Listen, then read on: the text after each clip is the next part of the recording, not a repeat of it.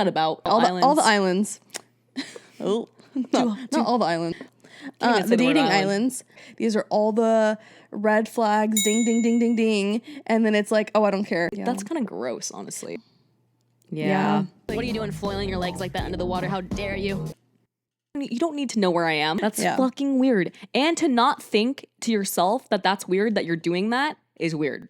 How are people supposed to be in healthy relationships when they've never even learned how to grapple with their own emotions? Everything is a social construct. We're getting controversial here.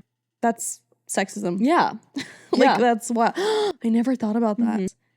We want to know your perspective. I'm going to practice projecting my voice. Project. Hello?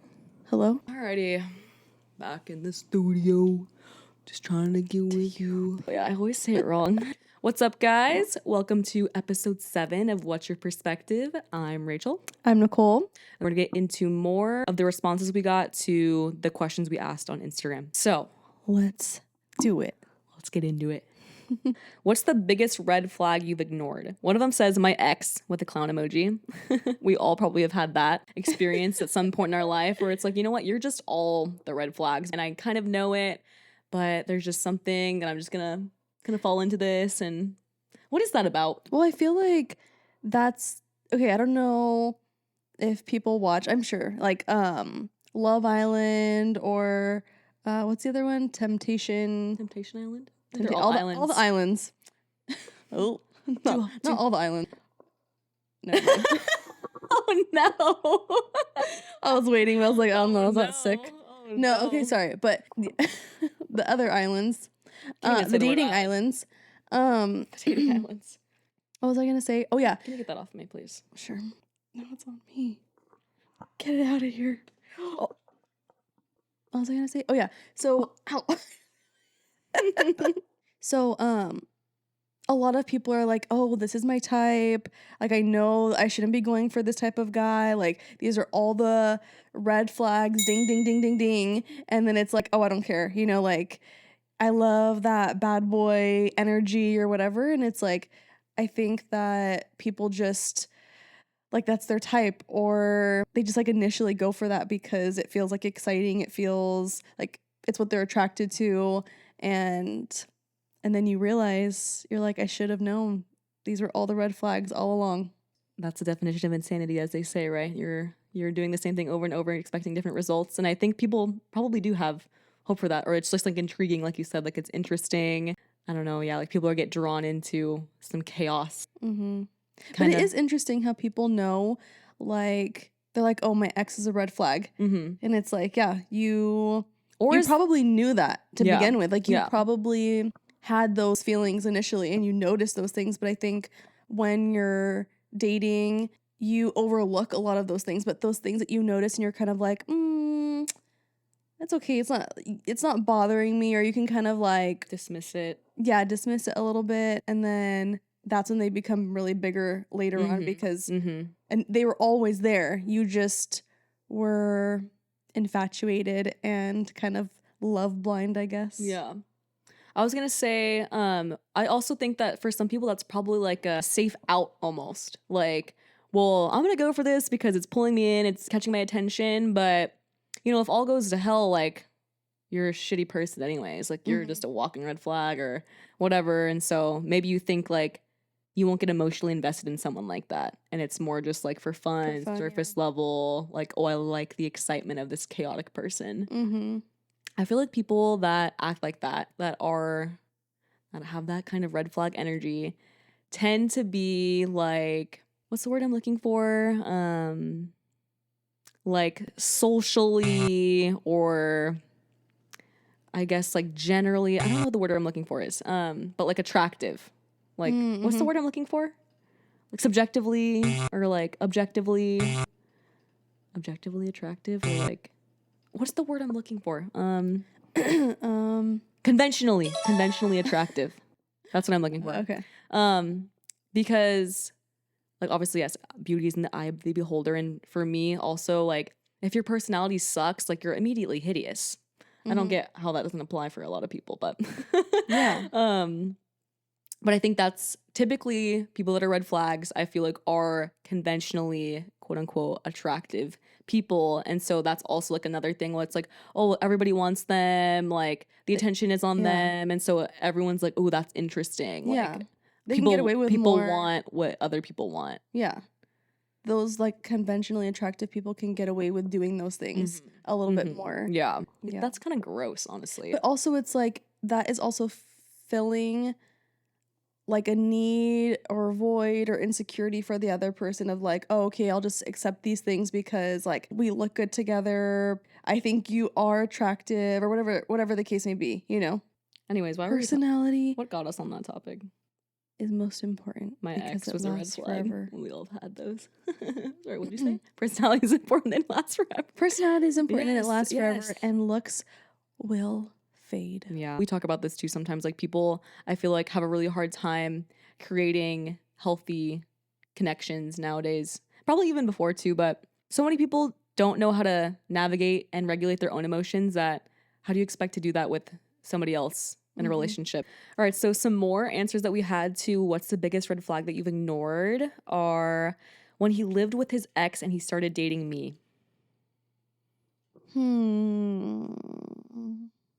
Yeah. Yeah. That's pretty. Yeah, I've heard of stuff like that too where someone's like still married and then they're like dating someone else, but they're like still like they're going through a divorce, but they still like live together. Yeah. I feel like people always do that. And it's like, I don't know, like yeah, the overlapping relationships in space is it's a little much, I feel. Yeah. It's a little sus. That makes it rough. Yeah. I don't know. You guys let us know your red flags, all the ones that you've ignored. Listen to your gut. Yeah. I feel like, if you're noticing something early on, you should be mindful of that. And I also get like maybe trying to give people a chance, and like not assuming anything prematurely, but it's like I said, listen to your gut, listen to your intuition. Yeah. This one's really funny, really quick. What's something your partner does that secretly annoys you? And the response is walks. Sounds like you need a new partner. You're annoying me just because of how you're walking. It's giving me the ick. Which reminds me, it's so funny. Sorry, not to be a man hater, but like a guy just like treading water. It's so funny. It's like, what are you doing flailing your legs like that under the water? How dare you? Like, be a man. We have a lot to say about this topic in particular. But the question is, what's normalized that shouldn't be? And 2 people actually said sharing your location. And I personally agree with that. Like, I think that sharing your location, I feel like it initially was kind of something that's just like, with your friends, like it's good to have, whatever. Obviously, there's reasons to do it. That's definitely beneficial and I feel like a good tool to have. But I think that normalizing it is weird. Like, you should not be like, I am someone that toggles that thing on and off. Like, I always tell people, I'm like, if you see my location on, that's probably because I'm feeling like I actually want people to know where I am. Like, maybe I'm a little sus or I'm a little sketch, whatever. So I'm like, hey, like, here's where I am, guys. Like, look out for me. But then as soon as I have it on, within like 5 minutes, I have people being like, what are you doing over here? What are you doing over there? Like, you're actively looking at it. It's like I just notified you that my location was on with how fast people are with it. And that's what I don't like. I don't think that people should be having tabs on you. Why do you don't need to know where I am. That's how I feel. That's how I feel. I feel like sharing your location has become the new, like, some sort of social media, the new Instagram in a way, because I feel like there was a period where I was just sharing it, and I still share with so many people, and so many people have my location, that there's like 20 people, and you're just like, oh, like you become friends, you're going somewhere together, and you're just like, oh yeah, here's my location.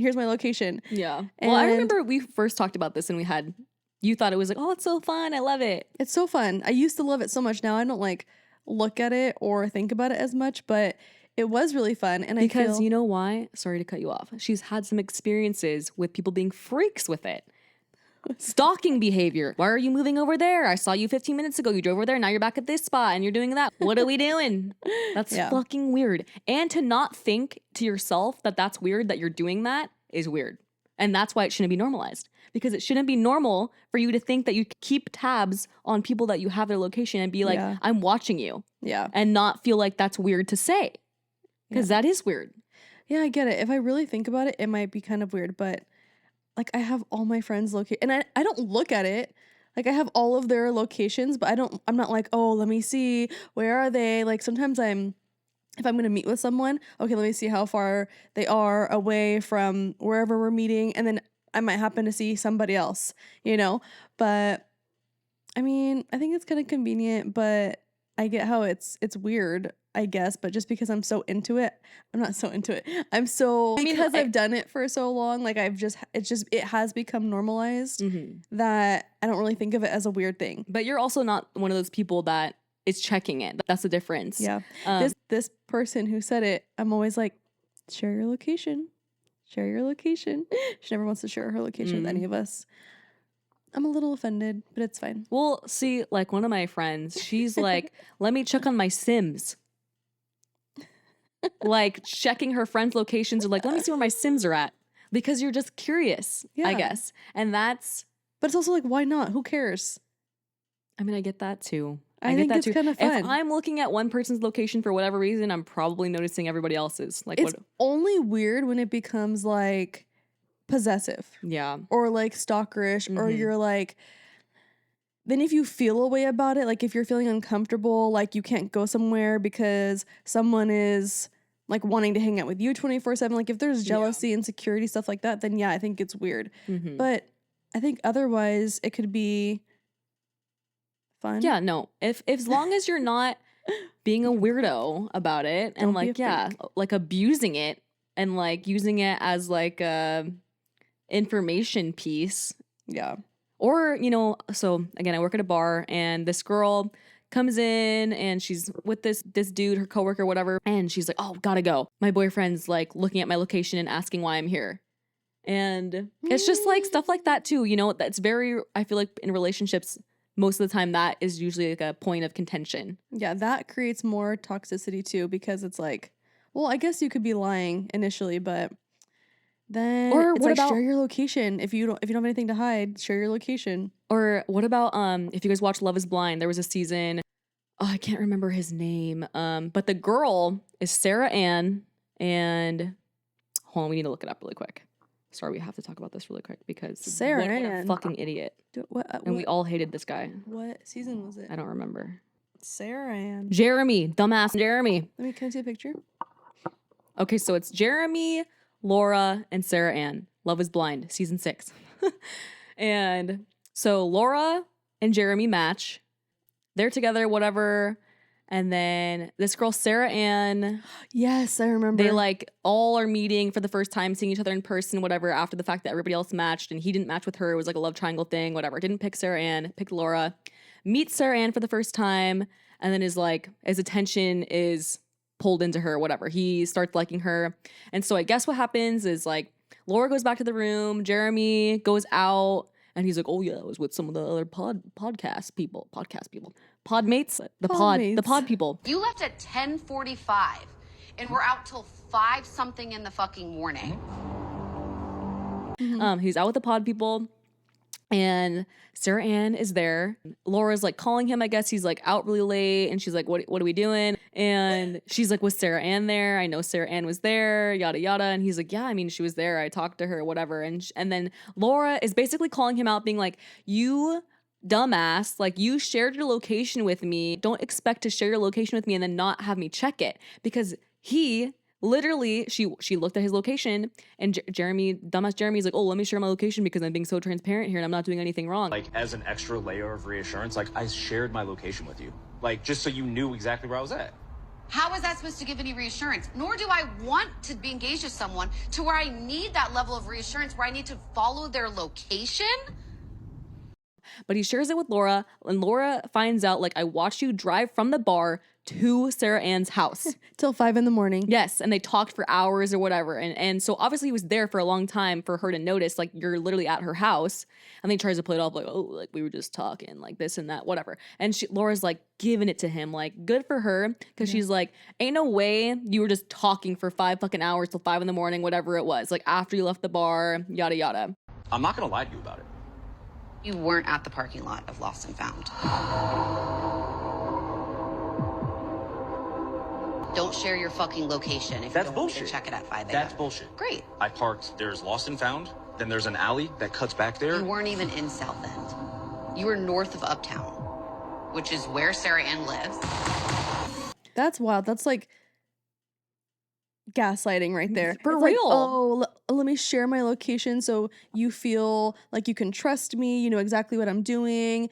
And it's a way of like, oh, you wouldn't do that if you were sharing your location. You know, like there wouldn't be a reason for her to check it because it's like she already has it. Yeah, that's you just know, whack. But it's like, okay, I'm gonna look. You're gone till 5 a.m. and you're at Sarah Ann's. Right. That's wild. See, stuff like that though, it's like, The I don't know.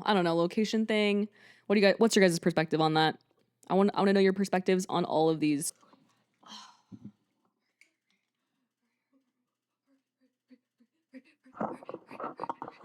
Where's my heart? Where's my heart? Where's my heart? Oh my God. Where's my heart? Where's my heart? Where's my heart? I don't know. Oh, I lost my heart. Oh, it's...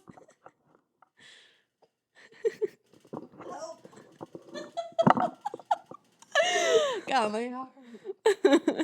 God. Sorry, we had to reset. We're having some technical difficulties, guys. I would have lost my heart. All right, but the last thing we were talking about is dumbass Jeremy. All love is blind. But yeah, come on, dude. Like, what are we doing? That's all I gotta say about that. Like, what are we doing? Next. Sorry. No. Next topic. Yes, next. All right, so another one from the same question of what's normalized that shouldn't be that we thought was interesting is someone said men expressing emotions. So to clarify, the question is what's normalized that shouldn't be? And the answer is men expressing emotions, insinuating that men expressing emotions is normalized. But Nicole has made a point that isn't really even normalized. Yeah, I feel like that's not. People still don't allow men to express themselves. I think it is coming, to light more where people are like, okay, men should be able to express how they feel, communicate, cry, be vulnerable, but still there's like a stigma around men's mental health and a masculine role of not showing your emotions, which is again, like, how does that make you less masculine? Yeah, like you're human. Yeah, like everybody has emotions, and that's why people say real men cry. And I'm more inclined to believe that statement rather than but it goes back and forth too because it's kind of like, okay, if you're so emotional, that's so bad because it's like it's also a social construct. It's like I am brainwashed to kind of believe that like you should be more of like a stable figure, protecting provider role and not be crying. I don't believe in any of that shit. But that is for sure like a real social construct. But that was making me think, it goes back to the point we were talking about earlier about how like in toxic relationships, like how are people supposed to be in healthy relationships when they've never even learned how to grapple with their own emotions and be in touch with their own emotions and understand themselves and their triggers or the things that they do, their trauma or, like their learned behaviors, all these different recipes for why people end up the way that they do and don't have as much of like a good grasp, I feel like, on their emotions and that's another thing. Like, okay, we're talking about guys not expressing emotions or expressing emotions, and that's just another like learned behavior, a passed on social construct. Men should be a certain way. I mean, same thing with women, like, but I made the comment of like, I just feel like men, especially, like, you guys can't win. I mean, women can't either. We can make that argument all day long as well. But in this scenario of like emotions, people don't want you to be too emotional, but then they want you to share your emotions at the same time. Yeah, because if you're too macho, then you're an asshole or you can't communicate. And I mean, then that comes through as like anger, which is still an emotion, Yeah. but it's like you have to express your emotions somehow. And if you're taught your whole life to suppress those emotions, then it's gonna turn into anger, I think. Yeah, you know, no, but, totally. But it's also like something that we've been taught our whole lives. Like even when you're a kid, it's like you're riding a bike. A little boy is riding their bike and they fall and they start crying. It's like, oh no, don't cry. Just get back up. Yeah. Da, da, da, da. It's all about how you react. Yeah. To them. But it's like a little girl falls and you're like, oh my gosh, you know, like You baby her. yeah. So you are being fed all of those things, even subconsciously. Yeah. You're getting those messages. Right. Even if it's not directly told to you.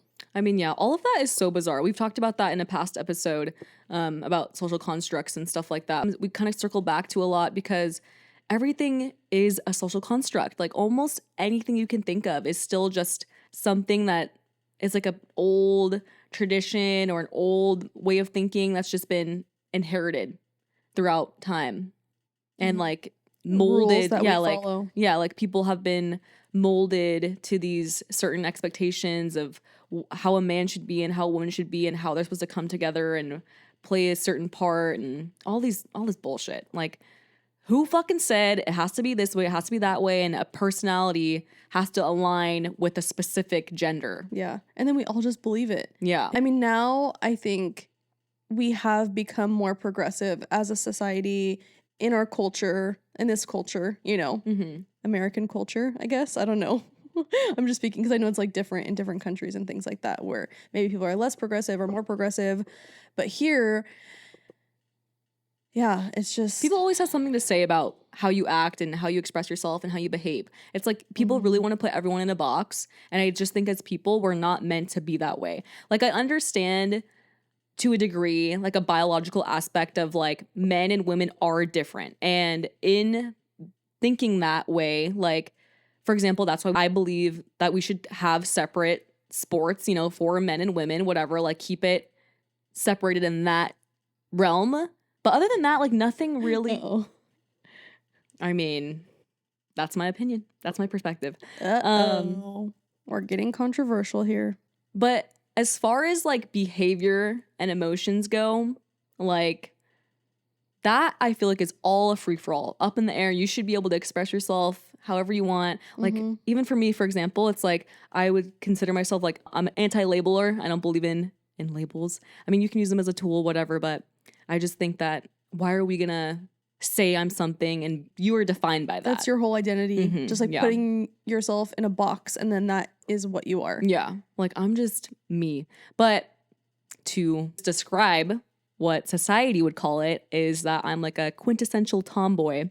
And I just feel like, okay, why is that even a thing? Like, okay, it makes sense, you know, like there's girls that are a little bit more into what, you know, quote unquote guys are into, or like a little bit more rugged, however you want to describe it. But it's still just the fact that like you're even acknowledging that as like a characteristic. I feel like you're saying like, okay, you're a girl, but like you're extra masculine or you have a lot more masculine energy than the typical girl. Like, why is that something to even really note? Like, yes, that can be an observation. That's a characteristic. That's a quality of you. But like, why is it like labeled as something and categorized as something? Like, why can't we all just be people at the end of the day when it comes to how we express ourselves, our interests, our emotions? Yeah. If you don't fit the norm of like what is expected, if you're just a little bit above or a little bit under or way above or way under, then people have something to say about it. And they want to talk about it because it falls outside of what it is supposed to look like, you know? Our expectations as a society. Like I just started thinking about like maybe like girls that fight, you know, or like boxers or MMA fighters or whatever. And then like guys that want to do ballet or stuff like that. And They're it's just immediately labeled as gay. Or just like, yeah, like we're making assumptions based off of like something that a person is just doing. Like you're just doing an activity, you're just showing interest in something, you're just expressing your emotions in a certain way, but it all has to be like, well, that means this and that means that, and you're this and you're that. Yeah, because if even certain roles or like job titles have a gender association tied to it, if that makes sense. Like, for example, even like stay-at-home dads, A nurse. yeah, or a nurse, like you immediately question like, oh well, why is he staying home? Yeah. like what? Like, that's pretty feminine. Flight Like, attendants. why are you not being a man and going out to work? Yeah. When your wife should stay home. You know, it's like, but also men want to have that connection with the baby too. Like, why? You know, why does it have to be a feminine quality? So again, I work at a bar, and there was this guy holding his baby, and he asked like, oh, is there a changing table in the men's bathroom? And I'm like, that is such, and there isn't. And I'm like, that is such like a sexist thing. Oh my God, I've never thought of that. And that's so true though, because like, what do you do if you're a guy and you want to change your baby in the bathroom? Or if you're gay. Yeah. If there's two guys that have a baby Mm-hmm. and you're out at a restaurant and you have nowhere to change your baby. Yeah. That's sexism. Yeah. Like, Yeah. that's what I never thought about that. Mhm. Because obviously that's not like really the common thing. Yeah. But again, like, why do we, that's not even something to be considered, I feel like, you know? Not only is that saying men shouldn't have this role, but it's also putting the pressure on women. Mhm. Well, you have to do it because there isn't a changing table in the men's room. Yeah. Yeah. That is your role as a Mhm. woman to take care of the baby. When Well- it should be an equal responsibility. But also, I mean, this could just be us, like, at this age, you know, like we're 28 in 2026 and times have changed drastically, obviously, from like our grandparents' generation to our parents to us. And, you know, it's gotten progressively more like less of an emphasis on like men do this and women do that. And like obviously like women have broken away from that a lot, and like, you know, the whole like I'm an independent woman, and like I'm all for that, you know, like because again, like why shouldn't you be able to do whatever a man can do, if not better? I don't know. Seriously. And a guy can do whatever the fuck a girl can do. Yeah. I am curious though, because I feel like as we've gotten more progressive, like women have been fighting for equality and like being a feminist. I know that has like, there's a lot to that, Mhm. but I've also seen a lot of girls say stuff like, why did women fight for these rights? Like, like I want to stay home. Like, I don't want to Yeah, work, right. which is also pretty funny because it's like, wait, do I want to work? Like, can't I just want to stay home? And I mean, I don't think they really know the extent of like what that would look like, because then that goes back to like control and being submissive and all of those things. But it's kind of funny how like people have made those comments of like, I don't want to do anything. I don't want to work. I'm just a girl. And also it's all based off of a man and a woman being together. Like all of these roles. Yeah. In like what you should do career-wise and in a family lifestyle. So yeah, I don't know. Interesting. Everything is tailored Yeah. to what the norm is. There's a lot of factors going on with that. Yeah. But that's good. That's a good topic. So Yeah. much to say about that. Yeah, I mean, again, as always, like let us know what you guys think. What's your guys' takes on the world that we live in now, gender roles, societal expectations, social constructs, labels. Traditional gender roles. Yeah. Literally, we just want to know what you guys think. So please don't be shy and let us know. All right, so I think that's going to be the last of our answers that you guys wrote in for this episode, but we have more we're going to get into. There's a lot, and I feel like it's fun to talk about these things because the reason we ask these questions are to kind of bring some light to these specific topics that we're talking about and like how they relate to just a general kind of, I don't know, general life. Yeah. I mean, these are all things that I think we all experience as humans. It's just something that's like this underlying factor that we all don't necessarily always talk about, but it's something that everybody experiences in some way or another because And we all have thoughts about it. yeah, everyone should have an opinion on this. Yeah. I mean, that's the thing too, is everyone think for yourself. You should come to your own conclusions, not based off of like these rules. What do you truly think? Like, putting everything aside from like what you've learned, like if you really can, because I think even sometimes I try to think about that too. I'm like, okay, I may have been taught this or I've been around this environment, but how do I really truly feel about it? Like my values, like my core beliefs. What do I feel about this? Mhm. How do I feel about Yeah. this? And there's such different combinations for people, you know, like I was just thinking about I forget what it is, the 5 personalities, 7 personalities of the ENTJ, Oh yeah. whatever that is. And then like even just your horoscope sign, We should talk about that. like how you were raised, nurture versus nature. There's so many factors that like contribute into Mm-hmm. like who you become and who you are and your varying levels of masculine and feminine energy. And that's the thing too, is like everyone has different levels of masculine and feminine energy. Mm-hmm. And there shouldn't be like a specific percentage that people have to be one way or the other. If you're a woman, you have to have 95% femininity and 5% masculinity. Yeah, that's ridiculous. I don't qualify for a woman if that's the percentage. Okay, so I think we told you guys last episode too that we're gonna leave these questions in our highlights on our Instagram page if you guys want to give us some more of your answers, and they'll still be there for you guys to respond to.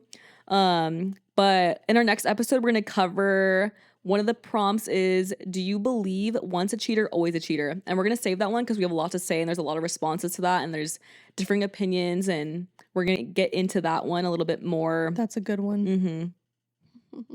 I'm excited to talk about that. And then what's something you're learning to accept? And we have a lot to say about that one too because there's just so much that happens like as you get older, the changes that happen in your life, different chapters, different phases, all different things. And yeah, at some points it's kind of like, what are you dealing with? Like what are you learning to accept in your life right now? Like what are you, hopefully, you know, we're all striving to learn and grow and learn something like in that capacity of like what are we, and maybe you don't have to accept everything. Like what maybe it's not something you have to learn to accept, but like what are you learning? What are you realizing about yourself even? Yeah. I think no matter what point or like stage you are at in your life, there's always something that you are learning to accept. Mm-hmm. You know, no matter what it is, you get to a certain point in your life and you're like, okay, well, this is happening and, you know, or whatever. Or something you're learning to just like ingrain in you. Like I have a lot of mantras and I feel like I've kind of adopted all of those throughout learning things in my life or going through things or accepting things or whatever. Mm-hmm. And it all, like, one of my favorite ones is, I don't give a fuck. Who gives a fuck? Because nothing fucking matters at the end of the day. We like- should make that. We should put that on a hat. That's so good. Nothing matters though. Like, that's my perspective though. Like, at the end, like, okay, in the grand scheme of things, like, do these little things matter? You know, like, if I'm getting mad about something so small in a moment, like, does this really matter? Or like, I'm gonna spend all this money, but I'm gonna make it back. So like, does this really matter if I want to have this experience and spend this much money? Like, all these things, you can argue it for anything, but nothing matters.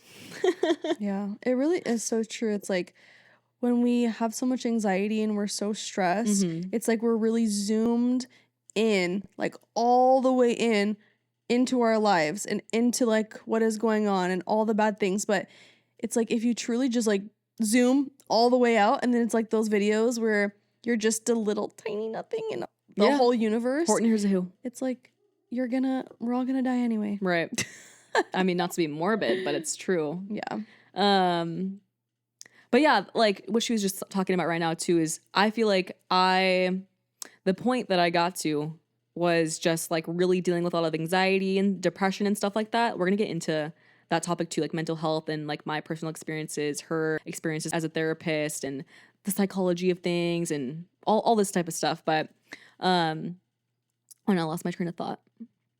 Oh, the whole like nothing matters, because at that point in my life, I felt like everything mattered. I felt like I had to have everything figured out. I felt like I had to have the answers for everything. And I was so anxious about life and about like not knowing anything. And then realizing nobody knows anything. Nobody has it all figured out at any point in time. And so in that way of thinking, I'm like, nothing fucking matters. Like we're all just playing this game of life and like nobody really knows what they're doing. And you have to find peace in your life at whatever stage you are in, because you could have everything. You could be experiencing your biggest dreams of your life, and you're still gonna find what's missing and what's wrong with it if you really truly can't find peace in your life, no matter where you're at, if that makes sense. You know, like you have to find that within yourself. Yeah. And at your lowest points right. too. Right. Like what is the most important thing? Is like, okay, nothing matters, but like what matters most is looking for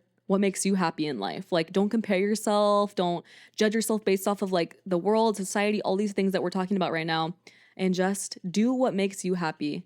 And here's my true crime brain coming out again, but I am not talking about the universal things that we know are wrong, like universal truths, let me say. Like, we're not going to kill people or murder people. We're not going to do bad things to people, because I don't think I can say those words. We're not going to do anything bad to other people, because it does matter. As long as you're not hurting anybody else, it doesn't matter. Yes, exactly. All right. Thanks so much for hanging out with us, guys. We're going to wrap things up this episode. But yeah, let us know all your perspectives, anything you want to share with us. We're all ears. Again, thanks for listening. Hope you guys liked this one. Let us know your thoughts. Yes, that was so fun. Bye, guys. Thanks for everyone that answered Yes, and thank wrote you. in, gave your opinions and That's stuff so like good. that. Yeah. I love to see the difference in how people feel It and gets think. us excited reading all of the different responses. We want to know your perspective. Yes. All right. See you guys for episode 8. Bye. Later. Don't put that in there. Don't put that in the podcast. What's up, guys? Welcome to episode 7. I'm Rachel. I'm Nicole. I forgot to say, what's your perspective? I have a collection of hats. If anyone Yellow and green. wants to sponsor me for a hat, please let me know. I love the to yellow wear and it. green. I'm feeling so earthy. All of that.